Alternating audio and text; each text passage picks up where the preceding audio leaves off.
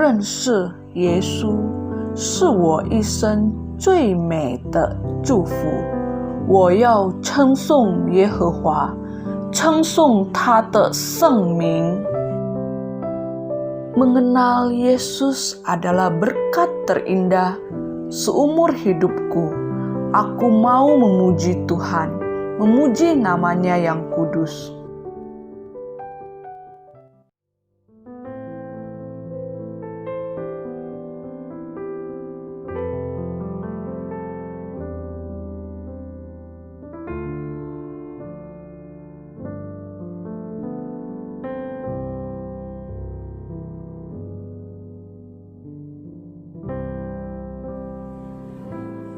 Shalom Bapak Ibu Saudaraku yang kekasih, selamat beribadah online.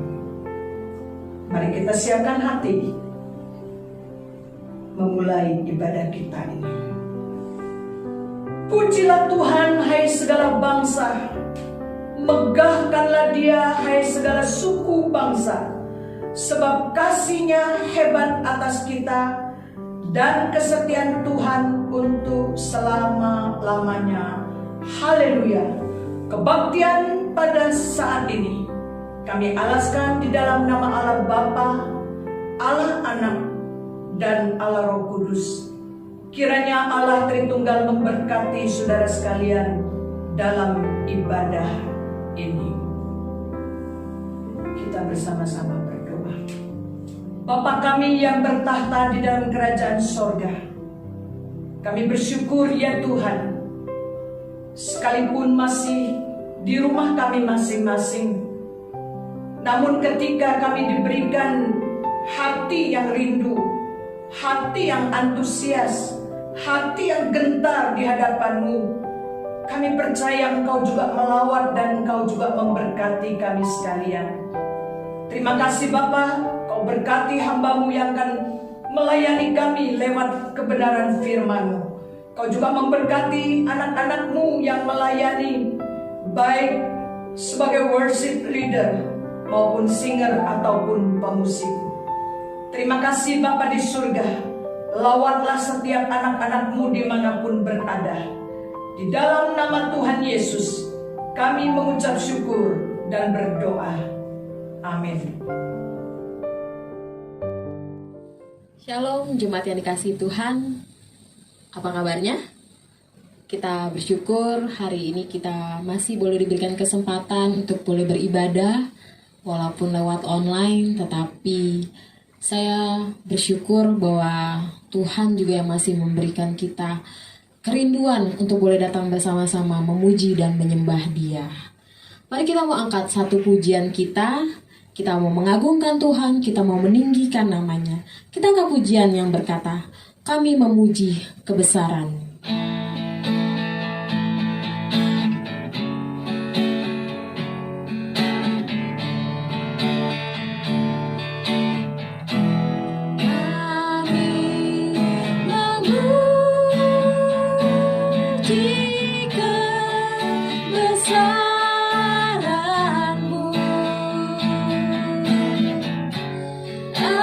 Ajaib Tuhan.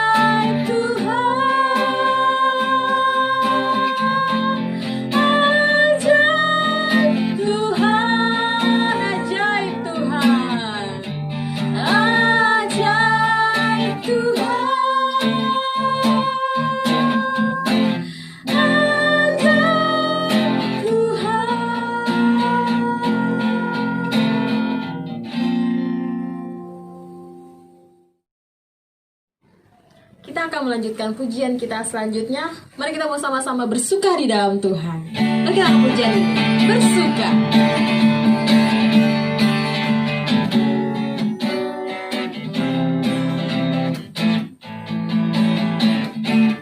Hari ini, hari yang telah dijadikan Tuhan, mari kita bersuka.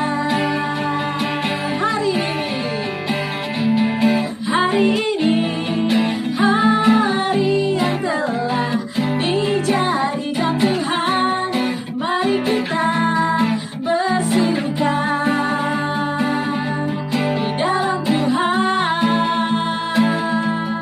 bersuka di dalam Tuhan. Katakan bersuka, bersuka, bersuka dalam Tuhan. Mari bersuka, bersuka citalah, bersuka, bersuka dalam Tuhan. Sekarang bersuka, bersuka citalah. Mari kita sama-sama bersuka di dalam Tuhan. Katakan.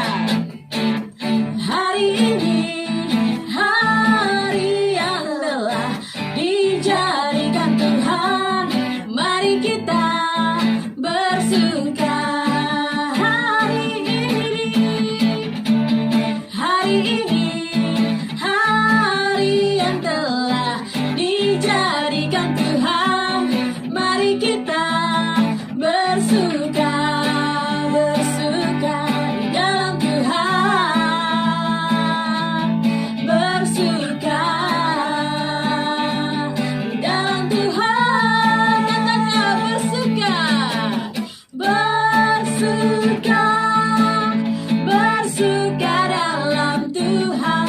Mari bersuka, bersuka citalah, bersuka, bersuka dalam Tuhan. Sekarang bersuka, bersuka citalah. Sekarang bersuka. Katakan sekarang bersuka lagi. Katakan sekarang bersuka, bersuka citalah. Haleluya. Mari kita siapkan hati kita untuk mendengarkan kebenaran firman Tuhan. Mari kita mengangkat pujian kita selanjutnya yang berkata, seperti rusa rindu sungai.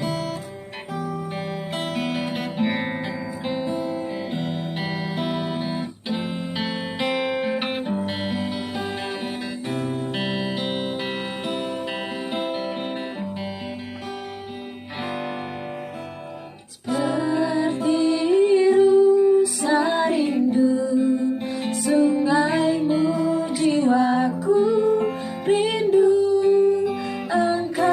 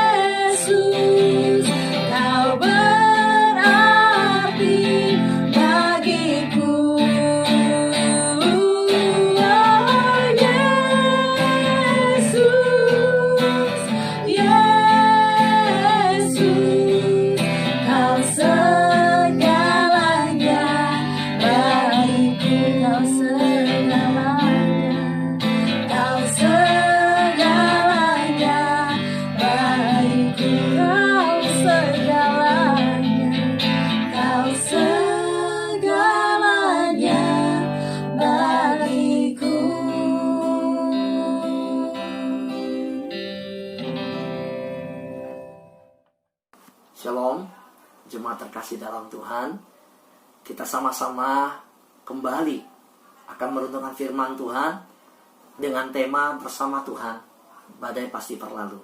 Sebelumnya, mari kita berdoa terlebih dahulu. Tuhan Yesus yang baik, kami menyerahkan hari di mana berbakti bersama keluarga ini ke dalam tangan Tuhan. Urapi setiap kami, koreksilah kami, tegur kami Tuhan dengan firman-Mu. Bangun hidup kami dengan firman-Mu. Pimpin kami. Karena hanya dengan tuntunan Tuhan, hidup kami menjadi bermakna. Terpuji nama-Mu. Di dalam nama Yesus kami berdoa dan siap mendengar firman Tuhan. Amin. Saya mengambil satu bagian firman Tuhan dari Ayub pasal 2 ayat 10. Mari kita dengarkan bagian firman Tuhan ini. Ayub 2 ayat 10. Tetapi jawab Ayub kepadanya, engkau berbicara seperti perempuan gila. Apakah kita mau menerima yang baik dari Allah, tetapi tidak mau menerima yang buruk? Dalam kesemuanya itu Ayub tidak berbuat dosa dengan bibirnya. Dalam kesemuanya itu Ayub tidak berbuat dosa dengan bibirnya. Ada satu gambar yang di layar saudara. Coba perhatikan di mana dalam gambar ini ada 4 foto seorang yang bernama Kirsida Rodriguez. Siapa orang ini? Ini adalah seorang penata busana, penulis, seorang yang hebat di dunia entertain. Nah, dia ketika sakit memposting satu tulisan di media sosial. Dalam keadaan sakit, para penggemarnya menanti apa yang akan dia sampaikan. Saudara tahu apa yang dia tulis? Dia berkata begini, saya biasanya terbang dengan jet pribadi, melangkah kemanapun saya mau, dari satu pesawat ganti dengan pesawat lain, berjalan dengan gagahnya, dengan anggunnya di panggung catwalk. Tetapi hari ini saya harus berada di kursi roda. Kembali dia menulis kalimat di media sosial bahwa saya yang biasanya ada 4 orang penata rambut buat diri saya, tapi hari ini kepala saya tidak punya rambut, botak. Saudara lihat di gambar, beliau botak ya. Dan sebelumnya di 3 foto yang lain di layar saudara muncul, wah gayanya, tataan rambutnya. Apalagi yang Kirsida sampaikan. Dia berkata, biasa saya tidur di hotel bintang 5. Di hotel yang mewah. Berganti kamar demi kamar, hotel demi hotel. Tapi hari ini ketika saya sakit, saya hanya tidur di ranjang rumah sakit. Biasanya orang minta tanda tangan saya sebagai artis terkenal, sebagai orang yang terkenal. Tapi hari ini saya membutuhkan tulisan resep dokter. Itu yang saya nanti. Saudara, betapa menyedihkannya kalimat-kalimat yang dilontarkan di media sosial oleh Kirsida. Kalimat-kalimatnya menyentak para penggemarnya. Dan orang-orang mulai melihat betapa badai kehidupan ketika melanda hidup seseorang, tidak semua orang siap menghadapinya. Nah saudaraku, mari kita lihat satu ayat yang dikatakan dalam firman Tuhan Ayub pasal 1 ayat yang kelima. Demikian bunyi firman Tuhan.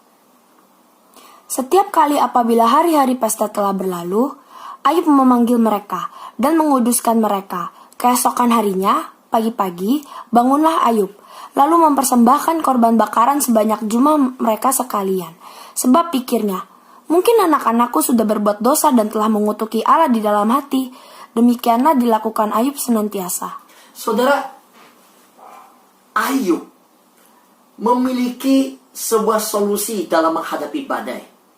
Kalau tadi Kirsida yang kita lihat menyampaikan kalimat-kalimat di media sosial, dia tidak siap menghadapi badai dalam kehidupan yang ada. Nah, banyak orang Kristen yang kehidupan mereka tidak siap menghadapi goncangan-goncangan. Dunia yang hari-hari ini kita hadapi adalah dunia yang penuh dengan goncangan. Keadaan yang tidak menentu. Segala sesuatu yang tidak bisa diprediksi. Tapi lihat, Ayub memiliki solusi menghadapi badai yang ada. pada Ayub pasal 1, Ayub sudah menghadapi semua hal itu dengan sebuah sikap berjaga-jaga. Dikatakan bahwa anak-anak yang biasa berpesta, ketika pesta telah berlalu, Ayub panggil mereka, Ayub menguduskan mereka, Ayub mempersembahkan korban bahkan sebanyak jumlah anak mereka. Apa yang Ayub pikirkan? Mungkin anak-anakku sudah berbuat dosa dan telah mengutuki Allah di dalam hati. Demikian dilakukan Ayub senantiasa. Nah, dunia yang dimana Ayub hadapi ketika saat itu, dia adalah orang kaya. Anak-anaknya mungkin berkata dalam diri mereka, kekayaan orang tua kita 7 turunan nggak habis. Makan, minum, pesta, santai aja. Saudara, Ayub orang paling kaya. Ayub tidak kekurangan suatu apapun juga. Ayub punya kelebihan demi kelebihan harta yang begitu luar biasa. Tapi lihat bagaimana sikap hidup Ayub. Sebuah sikap yang hari ini kita belajar bahwa bersama dengan Tuhan kita mampu melewati badai yang ada. Nah, Ayub di dalam ayat 5 ini dicatat bahwa dia punya sikap berjaga-jaga. Saudaraku yang dikasihi Tuhan, pada ayat ini Ayub belum tahu dia akan menghadapi ujian di mana anaknya diambil semua. Ayub belum tahu bahwa dia akan menghadapi di mana ternak-ternaknya akan habis semuanya. Bahwa dia akan menghadapi penyakit pada tubuhnya. Keadaannya sedang berjalan lancar semuanya. Tapi apa yang Ayub lakukan? Ayub penuh kesiapan. Ayub menghadapi kehidupan dengan sungguh-sungguh bersandar pada Tuhan. Saudara, sikap hidup Ayub ini saya umpamakan seperti gambar yang saudara lihat. Ini adalah kapal perang yang sedang meletuskan persenjataan. Nah, saudara, orang yang hidupnya di dalam kapal perang itu beda dengan yang lain. Dia akan siap siaga. Dia akan selalu hati-hati, peka. Kalau ada gerakan di luar yang mengancam, mereka langsung semua siap. Mereka selalu mendengarkan perintah komando. Mereka siap melayani orang lain. Mereka saling bersama-sama menguatkan, selalu dalam keadaan yang peka di dalam segala ancaman yang ada. Saudara, hari ini di dalam kisah Ayub kita melihat hidupnya demikian.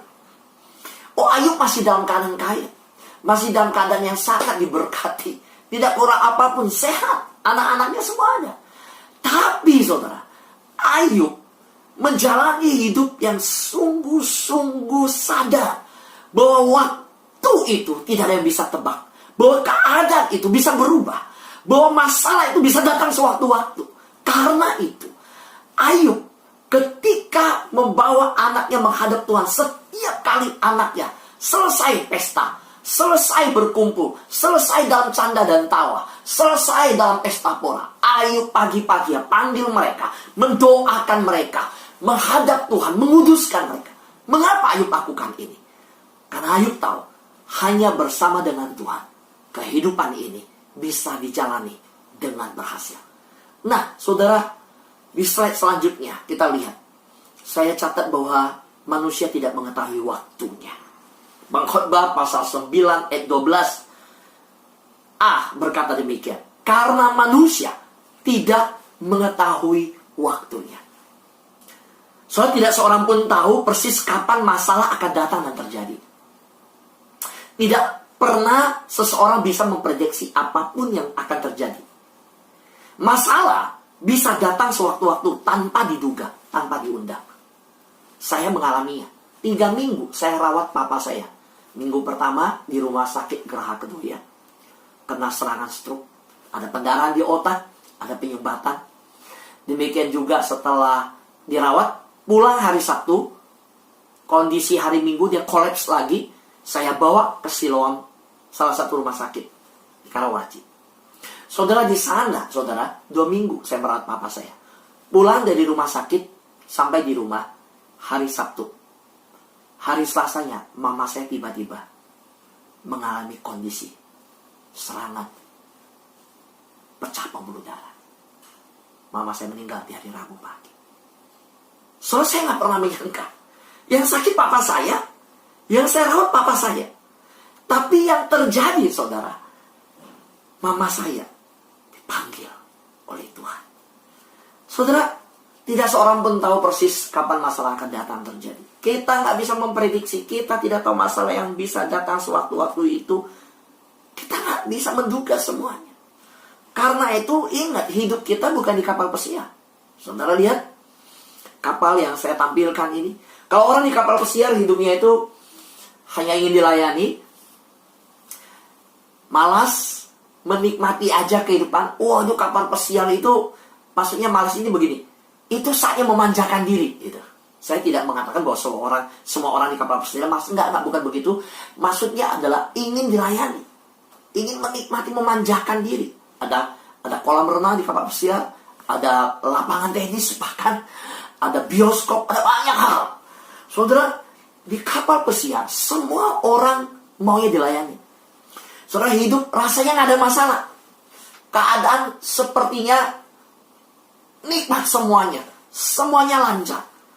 Tapi saudaraku yang terkasih dalam Tuhan, tahu kan saudara? Keluaran pasal 30 ayat 35 mencatat demikian. Ketika bicara tentang proses dimurnikan. Keluaran pasal 30 ayat 35. Demikian firman Tuhan. Semuanya ini haruslah kau buat menjadi ukupan. Suatu campuran rempah-rempah seperti buatan seorang tukang campur rempah-rempah. Digarami, murni, kudus.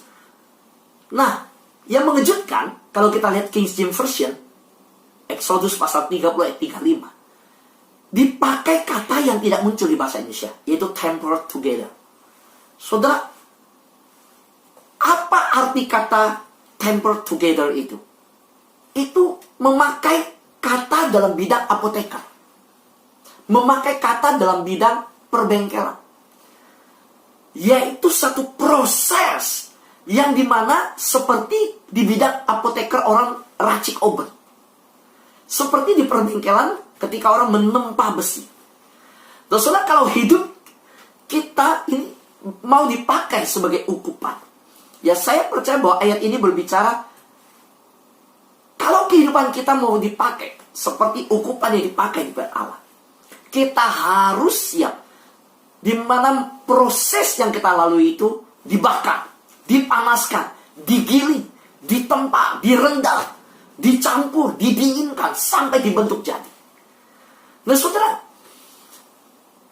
badai yang kita hadapi adalah sebuah proses pembentukan untuk kehidupan kita. Saudara, mungkin kita protes melalui rasa sakit dalam kehidupan. Mungkin kita merasa nggak enak, kita nggak nyaman, saudara. Kita merasa sakit. Tapi saudara, proses hidup melewati badai, kalau kita mau siap dipakai, kita harus lewati proses itu. Nah, kalau kita berhasil lewati proses hidup yang diracik di tempat itu, maka kita siap dipakai sebagai ukupan yang berkenan kepada Allah, sebagai obat ilahi bagi sesama yang menderita, alat yang murni dalam karya mulia Allah, dan senjata yang sakti dalam perang ilahi. Nah saudara, orang-orang yang dipakai sedemikian adalah orang yang sudah melalui proses yang namanya badai kehidupan. Saudaraku yang terkasih dalam Tuhan, bersama Tuhan badai pasti berlalu. Nah, saya mulai merenungkan Mazmur 25 ayat 14. Dikatakan demikian, Tuhan bergaul karib dengan orang yang takut akan Dia, dan perjanjiannya diberitahukannya kepada mereka. Saya percaya bahwa ini berbicara bahwa orang-orang yang takut akan Tuhan, mereka akan mendapatkan sebuah kehidupan intim dengan Tuhan, yang akrab dengan Tuhan. Dan ayat ini berbicara bahwa Tuhan juga rindu bergaul karib dengan orang yang takut akan Dia. Nah, saudara masih ingat di Kejadian pasal 6 ayat 9, seorang bernama Nuh. Nuh itu hidup bergaul dengan Allah. Saudara, Nuh diperintahkan Tuhan untuk membangun bahtera. Nuh adalah seorang yang benar. Dia tidak bercela di antara orang-orang sejamannya. Tapi Nuh melalui sebuah proses. Pada waktu dia membuat kapal, saya percaya Nuh diejek. Nuh direndahkan. Nuh dianggap tidak waras. Bahkan bayangkan kalau bicara penginjilan, Nuh menginjili orang sejamannya. Yang bertobat cuma seisi keluarganya doang. Gak ada orang lain. Nah, Nuh saya sebut sebagai orang yang karib dengan Tuhan. Karena dikatakan Tuhan bergaul akrab, karib dengan orang yang takut akan Dia. Dan Kejadian pasal 6 ayat 9 menunjukkan bahwa Nuh hidup bergaul dengan Allah. Dan Tuhan nyatakan rencana kepada Nuh apa yang Tuhan akan kerjakan. Saudara, Tuhan berkata, Nuh, bangunlah bahtera. Ukurannya seperti ini, seperti ini, seperti ini. Nuh melakukannya persis. Apakah mudah untuk Nuh membangun bahtera? Tidak mudah. Saya sebut Nuh ini adalah pemilik kebun binatang pertama di dunia. Jadi kalau kita di Jakarta taunya Taman Safari, ya. Taman Safari pertama itu ada di Bahtera Nuh. Nuh adalah pengasuh binatang yang terbaik di dunia. Nuh punya sebuah kebun binatang yang terbesar di dunia. Itulah Taman Safari pertama. Bayangkan, Nuh melalui sebuah proses yang bukan hanya membuat kapal tersebut, tetapi kalau kita lihat Nuh diisolasi, ya, dan Nuh ada dalam kapal berapa hari, saudara? Saya mencatat dari sejak hujan lebat turun sampai Nuh dan keluarganya keluar dari Bahtera itu 371 hari. Bayangkan, saudara, anak sekarang bilang bosan di rumah, masa PSBB. Saudara juga mungkin merasa, aduh capek, gimana di rumah terus. Saudara, Nuh kemana? Di dalam Bahtera terus. Apakah di dalam Bahtera kapal seperti gaya hidup kapal pesiar dilayani? Enggak, Nuh melayani binatang, melayani keluarga, memelihara binatang di dalamnya. Oh, Nuh siap siaga. Saudara, banjir memenuhi bumi, Nuh bekerja dengan giat. Saudara, ini proses yang Nuh harus hadapin, yang harus menantu, anaknya, istrinya hadapi. Gak mudah, 371 hari. Tetapi bagaimana Nuh melewati itu semua? Nuh hidup bergaul dengan Tuhan. Nah, lihat, orang yang hidup bergaul dengan Tuhan, dia akan intim dengan Tuhan. Pasti intim dengan Tuhan. Kedua, orang yang hidup bergaul dengan Tuhan, dia pasti bukan hanya intim dengan Tuhan. Kalau orang yang intim dengan Tuhan, selanjutnya dia punya mesbah di dalam hidupnya. Dan orang yang punya mesbah dalam hidupnya, dia pasti disertai hadirat Tuhan kemanapun pergi.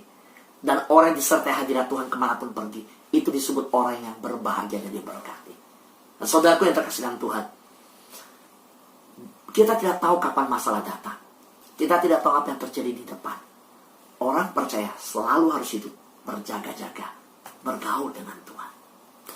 Saudaraku yang terkasih dalam Tuhan, saya tutup dengan satu kisah nyata di Alkitab, di mana mencatat 3 peristiwa. Kejadian pasal 11 ayat 30, Kejadian pasal 25 ayat 21, dan Kejadian pasal 29 ayat 31.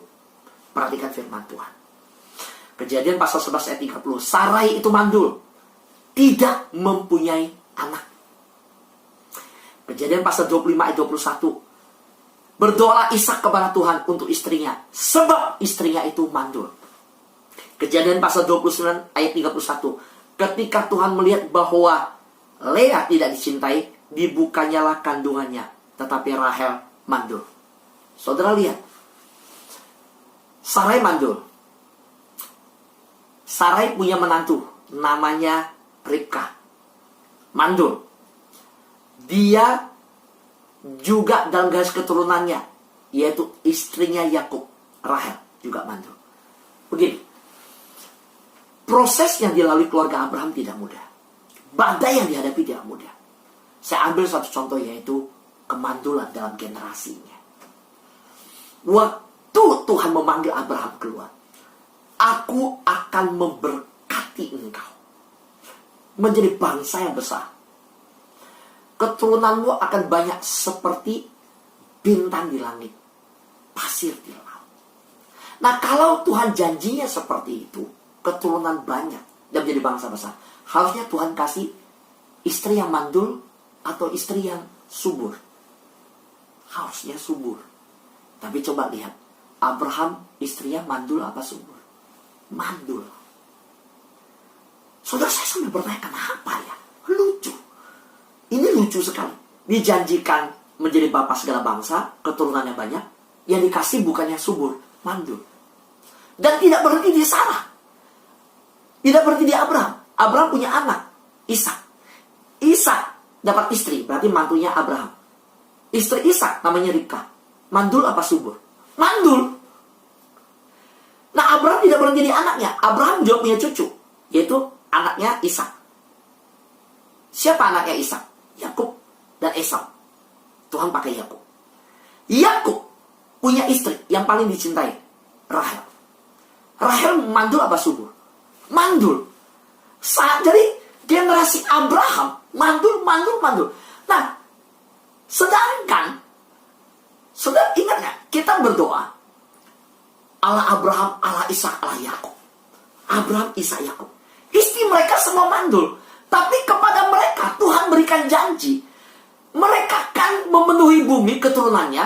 Mereka akan menjadi bapa segala bangsa. Mereka akan memenuhi bangsa-bangsa dengan keturunannya. Tapi pertanyaannya, kenapa Tuhan izinkan badai itu terjadi? Saudara tahu kenapa? Supaya lewat semua itu, mereka belajar bergaul dengan Tuhan. Intim dengan Tuhan. Mereka belajar mengandalkan Tuhan. Karena hanya bersama dengan Tuhan, kita sanggup melewati badai kehidupan ini. Saya tidak tahu masalah saudara apa. Saya tidak tahu pergumulan saudara apa. Tapi yang saya percaya, kalau saudara hidup bergaul dengan Tuhan, intim dengan Tuhan, bangun mesbah di hadapan Tuhan, minta hadirat Tuhan menyertai hidup kita senantiasa. Saya percaya kita sanggup melewati badai bersama dengan Tuhan. Amin. Mari kita berdoa. Bapa dalam surga, terima kasih untuk kebenaran firman Tuhan yang hari ini kami boleh terima. Tuhan, tolong kami dalam hidup ini mengandalkan Tuhan. Biarlah Tuhan tolong kami untuk hidup bergaul dengan Tuhan, intim dengan Tuhan. Sehingga apa yang tidak kami tahu di depan, apa yang akan terjadi di depan, kami tidak tahu, tapi kami sanggup melewatinya. Bahkan sekalipun badai yang di depan akan kami hadapi, kami sanggup melewatinya karena bersama dengan Tuhan. Terpuji nama-Mu Bapa. Kami berdoa dan mohon pertolongan Tuhan untuk rumah tangga kami, kesehatan kami, pekerjaan kami, pelayanan kami. Di hari-hari ke depan, kami mohon Tuhan pimpin kami. Ajar kami untuk hidup bergaul dengan Tuhan, mengandalkan Tuhan. Dalam nama Yesus kami berdoa. Amin. Jemaat, mari kita satu di dalam doa syafaat. Bapa di surga, di dalam nama Tuhan Yesus, Allah pencipta langit dan bumi, Allah yang berdaulat atas seluruh kehidupan ini, kami percaya, kami bersyukur karena memiliki Allah yang setia. Kami berterima kasih karena kami yakin Tuhan, di dalam segala perkara Engkau ada, Engkau turut bekerja.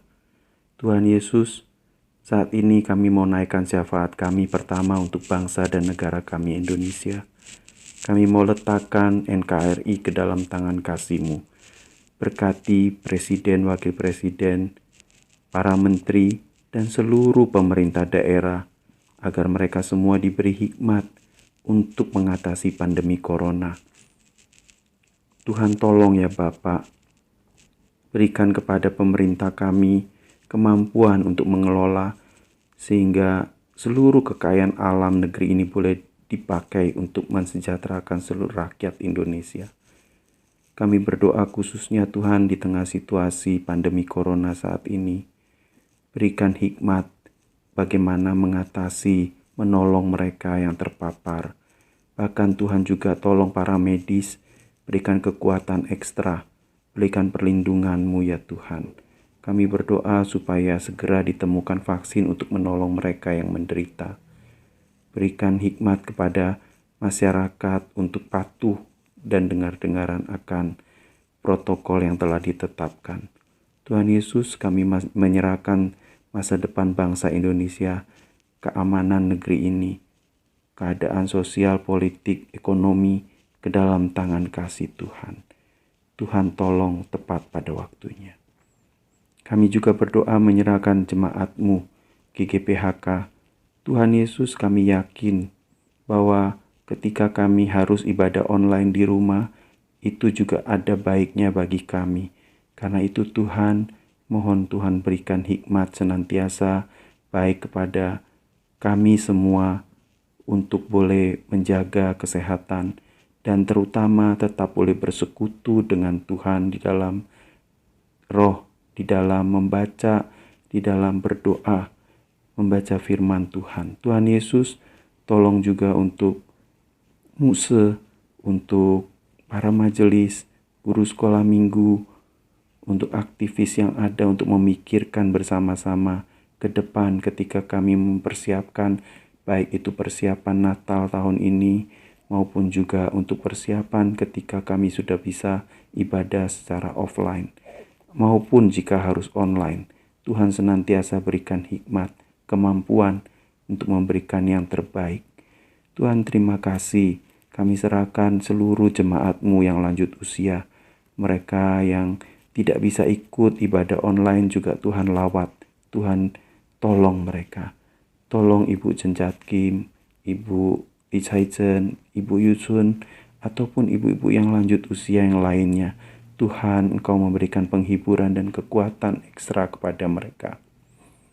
Kami juga berdoa untuk anak-anak ketika mereka harus belajar melalui online. Berikan ketekunan. Tuhan, berikan juga kepada anak-anak jemaat-Mu GGPHK hati yang sungguh-sungguh dan dengar-dengaran. Tuhan, berkati seluruh jemaat dalam pergumulan mereka. Engkau lawat satu persatu. Engkau tahu keadaan mereka. Engkau mengenal mereka. Tuhan, tolong tepat pada waktunya. Kebutuhan jemaat-Mu juga Engkau tahu yang terbaik. Terima kasih Tuhan Yesus. Kami berdoa juga saat ini sehati untuk penginjilan. Tuhan tolong ya Bapak, baik melalui media apapun yang digunakan, sarana apapun, tolong berikan hikmat ya Bapak di tengah situasi saat ini. Berkati untuk misi penginjilan di daerah, di pelosok-pelosok, di wilayah-wilayah terpencil, di mana mereka belum mendengar Injil kebenaran firman-Mu. Tolong ya Bapak, kami menyerahkan upaya penginjilan ke dalam tangan kasih Tuhan. Tak lupa kami berdoa untuk jemaat GGPHK Pontianak, juga pos yang ada di Wajok. Tuhan, kami menyerahkan saudara-saudara kami di sana. Tuhan, tambahkan iman. Tuhan, tambahkan bilangan orang percaya. Tuhan senantiasa mencukupkan kebutuhan mereka. Terima kasih Tuhan Yesus. Kami bersyukur dan kami percaya Engkau terus memimpin jemaat-Mu, menolong jemaat-Mu. Tolong juga ya Bapak, kami berdoa menyerahkan banyak perkara yang boleh kami naikkan ke dalam tangan kasih-Mu. Sempurnakan doa kami di dalam nama Tuhan Yesus yang telah mengajar kami berdoa. Bapa kami yang di surga, dikuduskanlah nama-Mu, datanglah kerajaan-Mu, jadilah kehendak-Mu di bumi seperti surga. Berikanlah kami pada hari ini makanan kami yang secukupnya, dan ampunilah kami akan kesalahan kami, seperti kami juga mengampuni orang yang bersalah kepada kami. Dan janganlah membawa kami ke dalam pencobaan, tetapi lepaskanlah kami daripada yang jahat, karena Engkaulah yang mempunyai kerajaan dan kuasa dan kemuliaan sampai selama-lamanya. Amin. Mari jemaat, kita mengikrarkan pengakuan iman rasuli. Aku percaya kepada Allah, Bapa yang Maha Kuasa, Khalik langit dan bumi, dan kepada Yesus Kristus, anaknya yang tunggal, Tuhan kita, yang dikandung daripada Roh Kudus, lahir dari anak darah Maria, yang menderita sengsara di bawah pemerintahan Pontius Pilatus, disalibkan, mati dan dikuburkan, turun ke dalam kerajaan maut. Pada hari yang ketiga, bangkit pula dari antara orang mati, naik ke sorga, duduk di sebelah kanan Allah, Bapa yang Maha Kuasa. Dan dari sana Ia akan datang untuk menghakimi orang yang hidup dan yang mati. Aku percaya kepada Roh Kudus, gereja yang kudus dan am, persekutuan orang kudus, pengampunan dosa, kebangkitan orang mati, dan hidup yang kekal. Amin. 亲爱的客家教會眾弟兄姊妹們平安。今日即刻等於嚟讀使徒聖經。我信上帝全能的父，創造天地的主。我信我主耶穌基督，上帝的獨生子，因聖靈感孕，由童貞女瑪利亞所生，在本丟彼拉多屬下受難，被當於十字架，受死埋葬，降在陰間，第三天從死人中復活升天，坐在全能父上帝的右邊，將來必從那裡降臨，審判活人死人。我信聖靈，我信信與共的教會，我信信徒相通，我信罪的赦免，我信身體復活，我信永生。阿們。Kita akan mengakhiri ibadah kita hari ini, dan biarlah pujian penutup kita boleh memberikan kekuatan, semangat, dan pengharapan bahwa kekuatan dari Tuhan sajalah yang boleh memampukan kita menjalani hari-hari ke depan bersama dengan Dia. Mari kita angkat pujian ini yang berkata, dalam Yesus.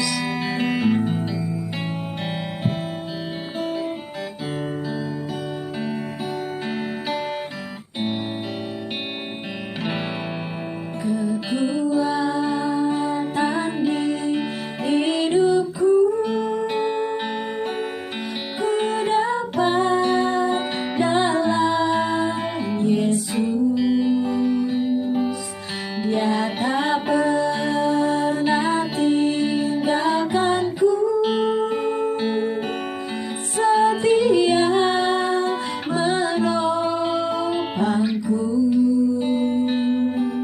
Berseru,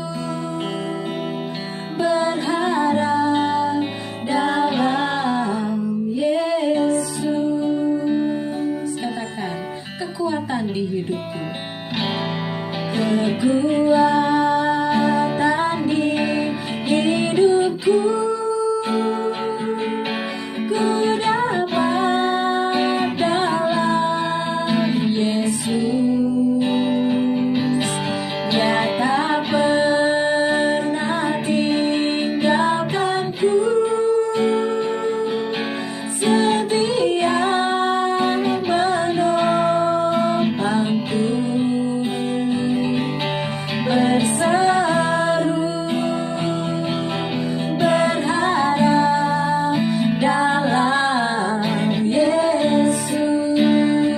Ajaib, ajaib Kau Tuhan, penuh kuasa, sanggup pulihkan keadaanku.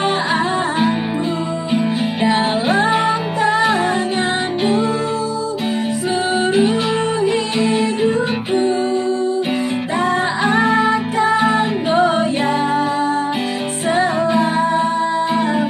Katakan ajaib, ajaib Kau Tuhan, penuh kuasa, sanggup pulihkan keadaanku. Dalam tangan-Mu seluruh hidupku tak akan goyah selamanya.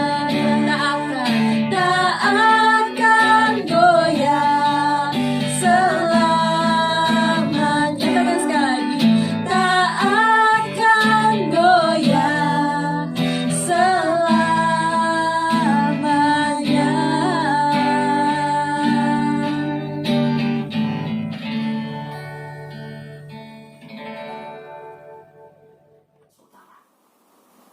Mari terimalah berkat Tuhan. Turunlah kasih karunia dari Allah Bapa, persekutuan, keselamatan di dalam Kristus Yesus anaknya, serta pimpinan, pertolongan dari Allah Roh Kudus turun atas engkau dari sekarang sampai selama-lamanya. Amin.